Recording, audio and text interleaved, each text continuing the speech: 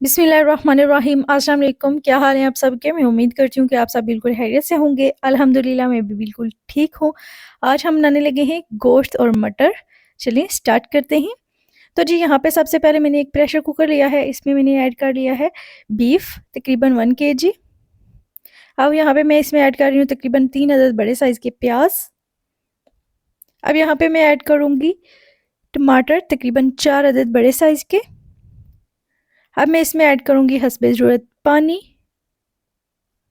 अब मैं pressure cooker को बंद करके तकरीबन 10 मिनट तक इसको लगा दूंगी।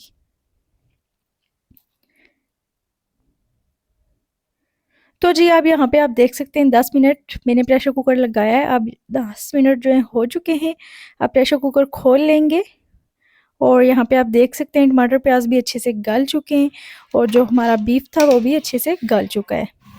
अब सबसे पहले मैंने इसका सारा जो पानी है वो निकाल लिया है, बस थोड़ा थोड़ा पानी इसमें रह गया है। अब इसको फुल आंच पे रख देंगे ताकि इसकी अच्छे से बुनाई हो जाए। अब यहाँ पे मैं इसमें हस्बे ज़रूरत घी ऐड करूँगी और इसकी अच्छे से बुनाई कर लेंगी। फुल आंच पे आपने इसकी अच्छे से बुनाई करनी है। इसके बाद इसमें मैं मटर ऐड करूँगी। तो जी यहाँ पे बस बुनाई हो रही है और अब बुनाई कुछ और करनी है मटर ऐड करने के बाद। अब यहाँ पे मैंने हाफ़ केजी मटर लिए हैं, इनको इसमें ऐड किया है और अच्छे से इसकी फिर से बुनाई कर लेंगे। हम मटर की भी बुनाई करेंगे साथ ताकि मटर हमारे अच्छे से गल जाएं।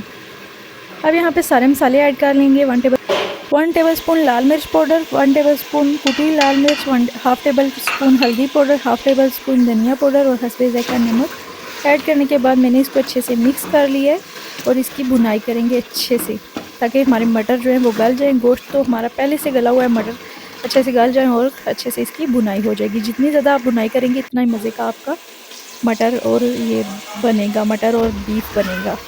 अब यहाँ पे मैंने थोड़ा सा पानी ऐड किया है, वही पानी जो कि जब हमने बीफ को बॉईल किया था इसमें से निकाल लिया था मैंने। थोड़ा थोड़ा ऐड करने के बाद साथ ही साथ इसकी बुनाई करते जाएंगे और उसके बाद अब यहाँ पे हमारा जो मटर और बीफ है वो तैयार हो चुका है। अब लास्ट में मैंने इसमें हरी मिर्चें और बारीक कटा हुआ हरा धनिया ऐड किया है और अच्छे से मिक्स कर लेंगे और फ्लेम ऑफ करके इसको गरम मसाला पाउडर ऐड करके इसको कवर करके रख देंगे तकरीबन 5 मिनट तक दम पे।